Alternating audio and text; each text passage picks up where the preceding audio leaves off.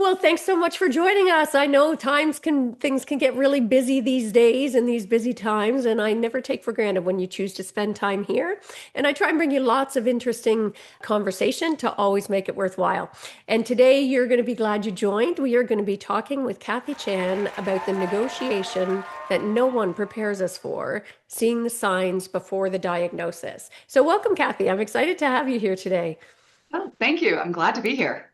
And for those of you who may not know her, Kathy is the author of the poignant and eye-opening memoir, Someone to Watch Me Sleep, where she chronicles her mother's dementia journey with honesty, compassion, and surprising moments of humor.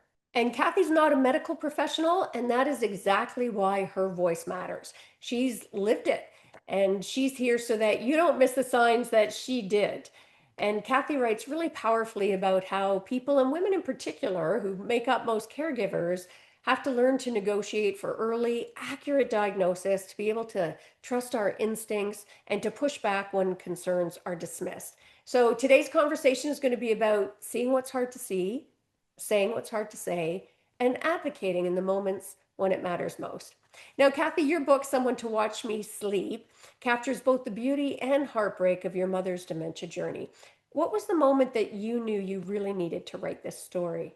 It was my mother and myself, which was, we had a complicated relationship. And after this whole event happened, I mean, really, I write from a caregiver's perspective, although I have a little bit of imposter syndrome because I was there at the very end. My sister was the 20-year caregiver, but I was there at the end of her life when we got her diagnosis of Lewy Body Dementia, which is the second most common but least known. Yes. What Robin Williams had. We're hearing more and more about it. Yeah. But I was totally, my sister and I were both caught flat-footed. And at the end, after my mother passed away, I really still felt fueled by really trying to be her advocate during that journey. But afterwards, like continuing on, like, hey, how did I miss all of this? And how did I Yeah. miss this line? So I really wanted to help others that I talk about being the dot before the doctor, because had we talked about and really negotiated, I think, what's great for your show is that we often get into those doctor's office and listen, they're Yeah. great. My mother had great doctors, but they're also on time constraints and they have to have Yeah. only a certain amount of time with each patient. So how do you make the best of that Yeah. visit? But also feeling like, but wait, I have questions. And Yep. right. And so I didn't do that. And I think part of this is out of maybe a little out of guilt, but also that I just don't want others to feel like, hey, you can slow the process down. Yeah. And for me, I didn't realize that many of the signs of early dementia are not memory related. They Hmm. can be signs such as frequently not sleeping, constipation, and Yeah. frequent UTIs. I had no idea. Yeah. And so what I didn't do, and my sister and I shared in this, we didn't bring a holistic picture to our general practitioners and doctors to get that next diagnosis. And so that's why I wrote the book. I wrote to Yeah. create awareness for others that they don't have to do what I did, because Yeah. honestly, we all talk about dementia, or maybe not. I don't think enough. Yeah. That's true. I think dementia can be, it's like if I said to you, if someone has cancer, you ask what stage. I think with dementia, we either say you have it or not, and Yeah. people feel dismissed. And Yeah. so that's the other kind of collateral reason Yeah. why I wrote it, is that to really bring awareness and that we need to start talking about it. More and more of us are living longer and will be affected. So Yeah. Now, what part of your story do you think people connect with most? Because I agree with you. I think it's something we don't talk about enough. I went through that journey with my mom as well. So, what do you think people are you finding people connecting with more?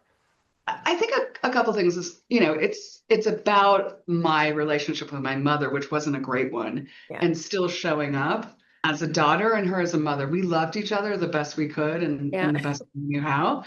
And I think that resonates with people. I hear from folks that I get a little vulnerable, and I don't think I'm alone Yes. in Mother-daughter, in complicated relationships at the best of right. times. So I shared some things that are, Yeah. it's there. It was tough. I mean, my mother was hallucinating, and Yeah. at the end of her life, I would go visit her, and she would talk about me to me. So she doesn't recognize it's me. And so that was, a Yeah. little awkward. But I think people related to that. There's another space of people having these inklings and these intuitions that maybe they're not following. Yeah. And there's a variety of reasons, right? Most of it is Yeah. it's us women, and we've got a lot going on. We're caregiving for pretty much everyone Yeah. in our Yeah. lives and not following that. So I Yeah. get that. And also, lastly, I said at the beginning, I was the long distance Yeah. caregiver, and there's some guilt Yeah. that as well. So I Yeah. think people resonate that I own that. I'm not taking every bit of credit that my sister deserves. Yeah. But I love that you name it because I think that does resonate with people. Because let's face it, we all feel it, right? To a lesser or greater extent, and we don't talk about it, we suppress it. So it almost gives us a permission to go, okay, I'm not alone. I'm not alone feeling this. And it's funny when you say I was smiling just because I was remembering my mom. She's passed now, sadly, as well. But at the end, she was calling constantly in an absolute genuine panic, going, I've lost Cindy and Dale. I've lost the kids. I've been up and down the apartments looking for them. And I'm like, Mama, you realize you're talking to Cindy? And she's like, Of course I know I'm talking to you, and I'm telling you I can't find the kids, right? So there's that disconnect that was so hard to navigate. Now you alluded to it already, Kath, about that, and I love the way that you frame it in the book. You say memory loss isn't always the leading lady. So what are some of the first signs that people often miss? So sleep. I mean, I think we've all now in the last maybe plus years realized the big importance of sleep. Yeah, And that my mom was not getting REM sleep, the true cycle of yeah, sleep. She'd have these little cat naps, and she was, I was just thinking, oh, it's insomnia, you're fine. And we all know, if as mothers out there, the first years of at least my kids' life, I did not get as much sleep, yeah. and I felt out of it. Like, I mean, I don't even remember why I drove to the grocery store sometimes. Oh, shoot. So we all know how powerful that is, but it doesn't give the brain a chance to kind of reset and rejuvenate. And they're learning that sleep, lack of sleep, and lack of, specifically when it gets really bad, that REM sleep is one of the first indications that there might be something starting. Now, not everyone who has a couple sleepless nights, or you have Yeah, young children, you're developing dementia. So all these things, they sound surprising, but again, if you look at it holistically, if you're going, mom or dad is having problem with sleep, they're having mood changes is another one. Sometimes there's some paranoia or depression that happens. Hmm. Now, Okay. often all the stuff is conflated because maybe now that they're living alone for the first Yeah, time, and of course they're feeling lonely. And so all these signs are really sneaky. So you yeah, don't really, and not to jump to conclusion that, oh, they have these two things, they have it. But also, I would say how they falling and their gait. yeah. Sometimes if their gait changes and they're falling a lot, that could be a sign, because Hmm. what happens with dementia, which there's over 200 subcategories, is that the brain not only just attacks memory, but it clogs up some of the other bodily functions that Yeah, happen, but not all the time. It's a fog. It's not like a complete stop. yeah, So if they're having frequent UTIs and constipation, and my mother was having trouble swallowing. These were all specific signs to Lewy body dementia, but yeah, those are also could be universal to many of the dementias. So really, just when you're looking and going, and filtered in there some memory loss issues, like, wait a minute, when you're starting to feel those things, think about the other things that are going yeah, on, which yeah, is really important. yeah. So I know many of the earliest symptoms are emotional or behavioral sometimes rather than cognitive as well. So which of these did you maybe notice but not yet understand, or was that an issue for you? It was an issue. And my mom was a flinty New England gal. So she was already a little tough around the edges. So I'm not sure if we can all relate to that. And she was also lovely and kind, but she could be tough. Yeah. And so she would say things like, I'm not crazy, out of nowhere. Yeah. And I'd be like, well, we weren't talking about that. And now in hindsight, she Yeah. was trying to compensate for what was going on in her Yeah. mind. She was also quick to anger. And again, I say the flinty part because she was a little quick to anger with me Sure. anyways. But now it really, and it was really her frustration, Yeah. what's happening. She kept a diary, Yeah. and we found later that so she was also having hallucinations, and she would write in her diary spell or no spell, which is Yeah. a, and so yeah, I think that mood is a big one, and frustration is a big one. Loss of language is another one. We all sometimes go into the other room and wonder, oh, shoot, what am I here for? Yeah. I'm not talking about that, but not being able to name things Yeah. was another, which it becomes frustrating and more quick to anger, I would say. Yeah. Although God help us, because that's sounding like menopause. Now, what physical signs surprised you? Like you mentioned constipation, right? But though were there any other physical signs that Yeah. you'd want So people to know?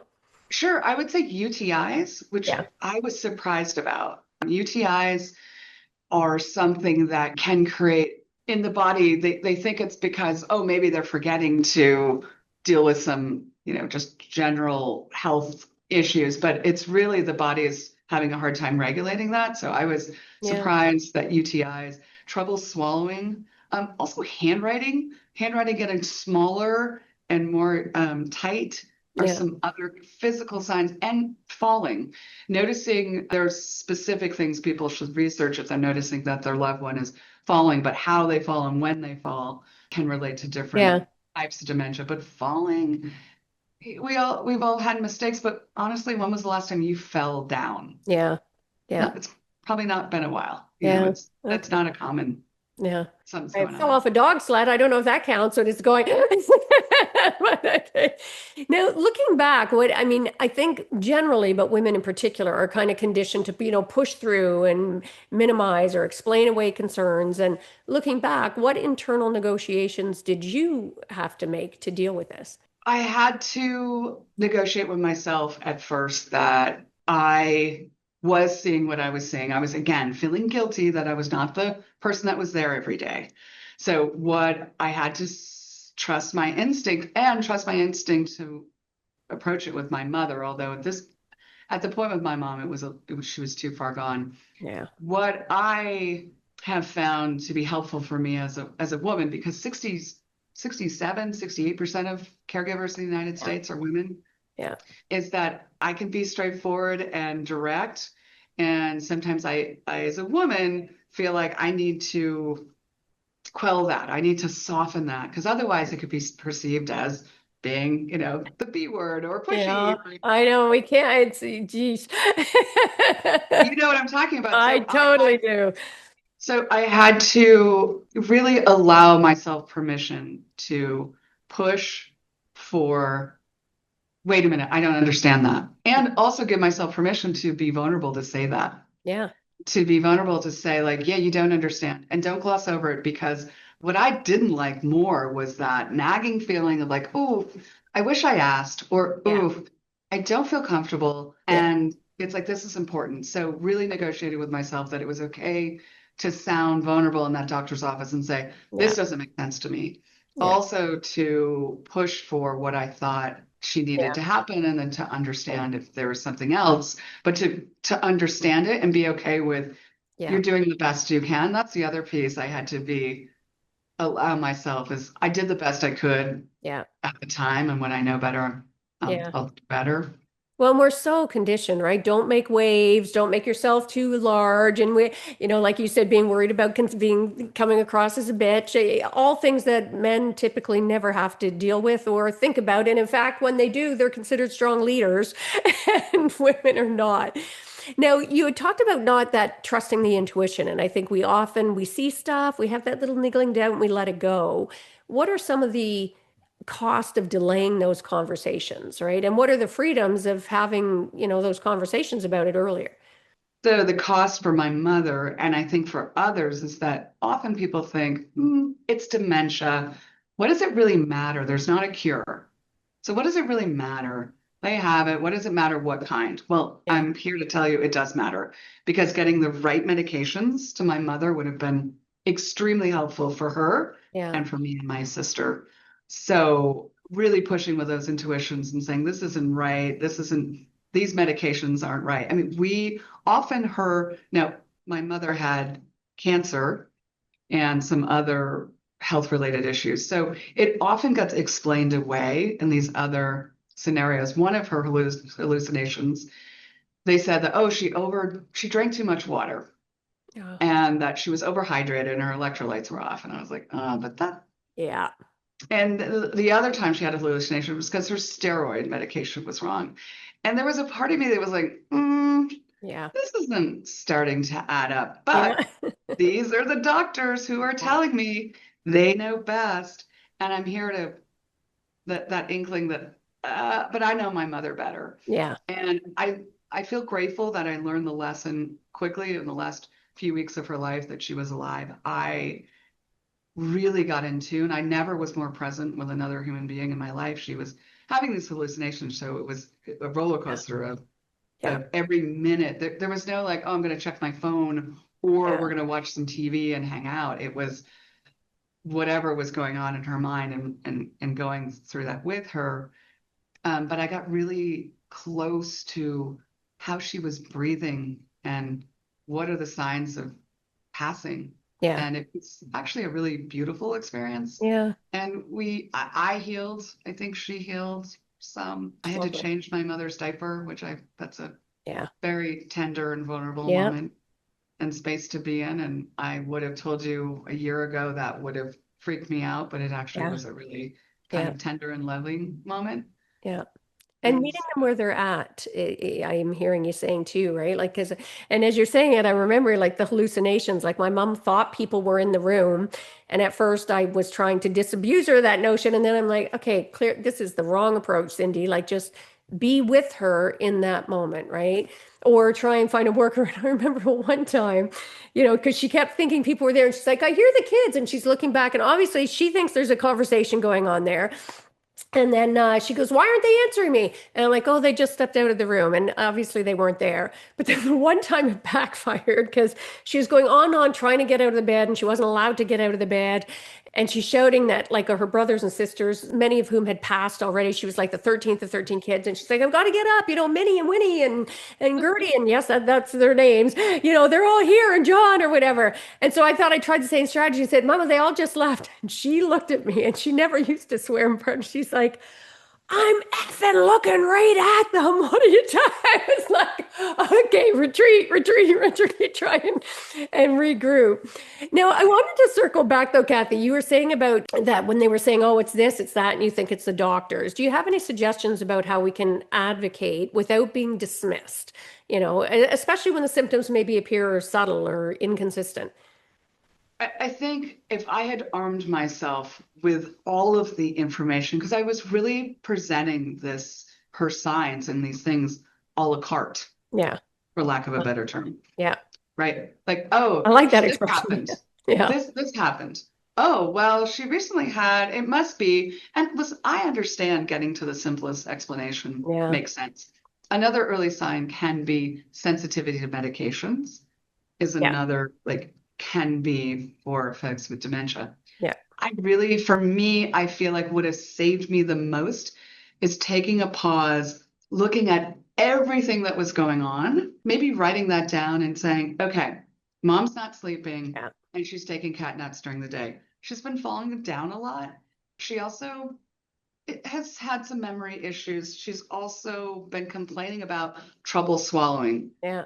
She's constipated. Often we're having to, if I'd gone in and said, these are all of the Yeah. things and not because we often, especially older individuals, my mom was frequently going to the Yeah. doctors. She goes for these one-offs and these one little things. And she would actually go to the ER often. And she kept saying, I feel weird.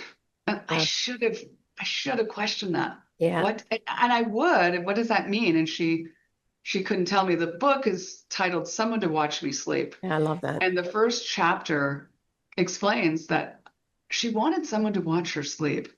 And I was like, what exactly? Because again, my mom Yeah. was a tough lady and Yeah. she fired the first three people we hired within 45 minutes. So I was like, oh, shoot. So I didn't want to get it wrong Yeah. again. And so I said, what exactly are they looking for? Yeah. And she said, I just need someone to watch me sleep. And she couldn't articulate it. I don't even know if she had the language to Yeah. articulate it. And also, I want to get back to many of us do not want to share that we're having signs of Yes. decline because we are afraid that instantly we're going to lose our Absolutely. independence. You're going to take away my license. Yeah. You're excluding me from the conversation. I'm dismissed. Yeah. And so we as a society don't do a good job of allowing that space of like, she could feel comfortable saying, I don't know, I'm feeling some memory stuff and Yeah. I'm not sure what I'm seeing is there. She wanted someone to confirm the shenanigans that were going on in her mind were happening. Yeah. But we didn't know that at the time, and she wouldn't share or possibly couldn't share. Yeah. So all of those things were all a little like, hmm. And now in hindsight, it's like, dang, like, Yeah. dang. Yeah, that's such great advice about putting it all together. Because you're right. If you go with one little symptom at a time, you're going to get a million different conflicting sort of opinions or diagnoses. Now, are there any questions that you wish that you had asked sooner when speaking with the doctors that would benefit our listeners, do you think? I would have asked, do you think this could be neurological or cognitive decline? Because often it gets confusing when our loved ones typically are older, will have other Yeah. issues. And you will start with your general practitioner and just even posing the question, putting in their mind, could this be something different? Again, I don't fault my mother's oncologist for not coming up with a Hmm. neurological Yeah. diagnosis, but asking, could this be something else other than that? Or what are some other, because I would get the diagnosis and say, oh, it was the steroids. Yeah. I never asked, what else could it be? Yeah. Yes. That's great advice. That's, What else could it be? And honestly, I would say, I wish I had, like many, I'm sure, of your listeners, we're all busy. yeah. And I didn't really slow down.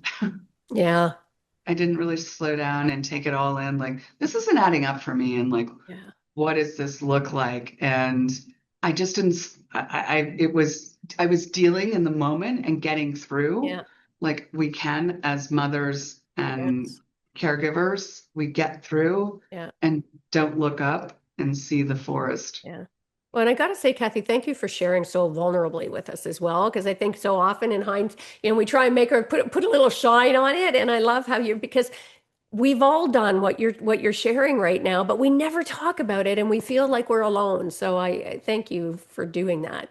And let's shift gear for a moment. What about family members? Like, did you have issues handling family members who maybe didn't see the signs or didn't want to see the signs? What advice would you have around that? So, yes and no. Yes, in the fact that her siblings, they're all full of pride and Yeah. having dementia. Well, none of us have dementia, and that's not in our family. Yeah. True. I mean, Yeah. I don't believe that. And so there was a sense of pride in her siblings. My sister was there and in the trenches, and Yeah. she was so exhausted and so tired. Yeah. She was literally just getting through, and she was there with my mother constantly. I'm Yeah. sure many of your listeners can relate to you're just exhausted. The fact I can't fault her one moment. I fault myself because I was literally more distant, Yeah. but she was so in exhausted, Yeah. Yeah. exhausted, and it's really hard. We talk about self-care, and I want to kind of laugh sometimes because I believe in self-care, Yeah. but we don't do a very good Oh, job as we do women. not. And so I laugh because it's like I just think as caregivers we're hard, and as women we are not good at asking for Yeah. help. So if you see a friend or a loved one or another family member, maybe it's not your direct mother or father, but your aunt or uncle or an extended Yeah. family member, asking those folks if you can help them very Yes. specifically, asking if you could take their dog for a walk. Could you bring by lunch? Can you sit with their loved one for Yeah. a moment would be really helpful. Yeah. And we're not good at asking. Well, and I'm glad you raised that. And for listeners, I want to really put a pin in that as well, because not only are we not good at asking for help, but we almost have gotten into a pattern, I think, as women of it's like the martyr badge, right? Like, oh, I don't have time for this and I don't have time for that. And I'm so whatever with this, as opposed to just setting boundaries and asking for the help when you need the damn help, right? So I'm glad, thank you for sort of raising that issue, and I'll be a little more brutal to sort of call it out for our listeners. If you recognize you're doing that, and speaking of boundaries, like what advice would you have for us, Kathy, about like how to negotiate those boundaries and the roles and responsibilities compassionately but firmly? I have been fortunate to have sat on a few various boards on dementia, also been researching and continuing, and heard some really great advice lately of setting up boundaries in advance. But before getting the medical directive and all of that needs to happen in advance, Yeah. not at the very end. And when it happens at the very end, it's really challenging. So having those tough conversations in the beginning and how I would have done it now, looking in hindsight, I would have said to my mother, I'm filling out my medical directive and these power of attorney for me and my children. Let's do yours now as well. Yeah. Takes the sting off. You have issues. You're not handling it. Because maybe if they're starting to feel Yeah. that way, this is it. This is the beginning of the you're taking away. So saying that I'm doing it, let's do yours as well at the Yeah. same time will be helpful. Oh, Um, that's great I advice. also think saying to maybe your siblings, here's where my boundaries. I'm willing to have mom move in at home, but when she needs help doing, daily Yep. functions, going to the bathroom, I've reached my limit. And I want to Yeah. say that now so we're not surprised later Yeah. when I'm talking about it's time to move mom to a facility. I think those are important Yeah. conversations to have with your sibling or support Yeah. group of this is where I'm going to need to tap out. And I Yeah. want also it gives yourself permission that I said this because Yeah. in the moment, in Yeah. the moment you're feeling bad. Oh, now when things get tough, Yeah. I can't do it. Yeah.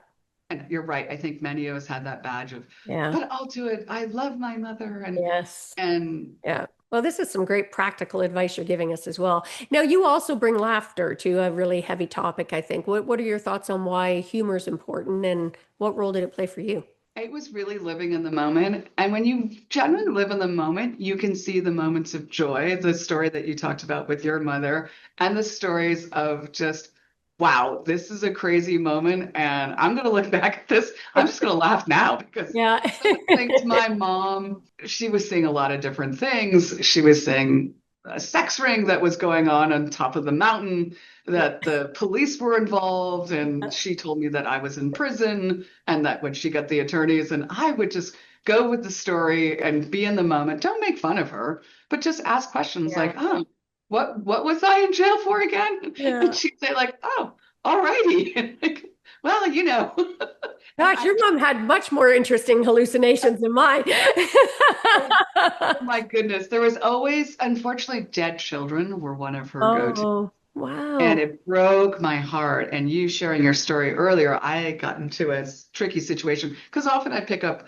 oh, this one's good. No, no, no. Look, he's Yeah. great. And she'd be like, oh, he does look better. I'm like, see the color in his eyes? And Yeah. and I didn't know how many children were in the room. So various ones. But one time she thought it was my son. Oh, wow. And so I said, "Oh no, no, no, he's fine, and it's fine. I talked to him." And she's like, "Let's call him now." And I did not want the last moment of my son's Oh, life. He was young to yeah. have a confusing call, and Oh, that's I awful. I had no prep to call him and say, "Hey, just say you love her and everything's good." And we had a tense moment, my mother and I, like, call him now, call him now. Otherwise, I don't believe you. He's dead. He's dead. I'm like, he's not Oh, dead. It was just, and then the miracle of redirect of yeah. something happened and we got focused somewhere else. But yeah, there's some tragic moments, but laughing along the way. Wow. And Yeah. what's one piece of wisdom that you wish you'd learned earlier that you would want others, our listeners here, to know? I'll go back to my same old looking at things holistically Yeah. and allowing that, does that make sense? Yeah. I don't know, but they're the doctors, Yeah. they're the experts, and they are. And Yeah. it could have been, but I didn't push Yeah. because I could be pushy. Now in my book, you'll read that I did get pushy at the end Yeah. and was like, this is what needs to happen. Her diagnosis happened on March 13th of 2020. Yeah. So she was in the hospital at the beginning of the pandemic, which was a Wow. Oh, that was awful time to, it, oh, and I can't say enough. I said it in my book, but I can't say enough. Well, I was fortunate. It was at the beginning of the pandemic. My mother's number one fear was dying alone. yeah.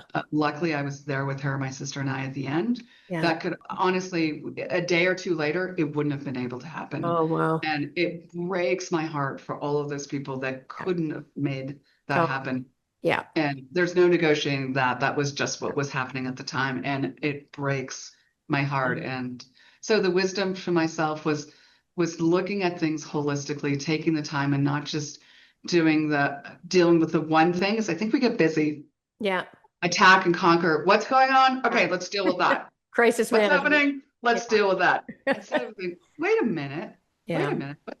mom's starting to have a lot of issues. Yeah. What's going on with all of these things? And yeah, I think that would be my Yeah. Okay. wisdom to slow down and to see it all. Gosh. Well, and again, thank you. Where can people find out about you and your book, Kathy? They can come to my website, author Kathy Chan, or you can look up Someone to Watch Me Sleep. It is on Amazon, and I give 22 different signs that I missed in total. So each chapter has a couple signs that I Yeah. missed. So I talk about the experience and then signs, and not all of those signs happen to my mother, but can happen with dementia. Yeah. And for our listeners, make sure when you're looking for the book, go ask your local bookstore as well. If you still are lucky enough to have an independent bookstore, go ask them. It helps raise awareness for the book. And certainly as an author, it helps for the bookstore to go, oh, wow, I didn't know this book was out there. That's great to know. So definitely do that. And Kathy, thank you again, for your courage, your clarity, your compassion, and for helping us all see what's so often hard to see. And to everyone listening, remember, the most powerful negotiation you'll ever have is the one where you speak up for yourself and for those you love. So thanks, Kathy, for joining us. I really appreciate it. Thank you. It's been a pleasure. Yeah, and for our listeners, thank you for sharing this space with us. If this episode resonated, make sure to subscribe if you haven't done that, and share this episode with someone who might need the reminder that they are not alone. And if you're ready to deepen your own negotiation power, rooted in empathy, curiosity, and courage, come find me at artoffemininenegotiation.com. And until next time, lead with heart, listen deeply, and renegotiate those stories that no longer serve you. Take care.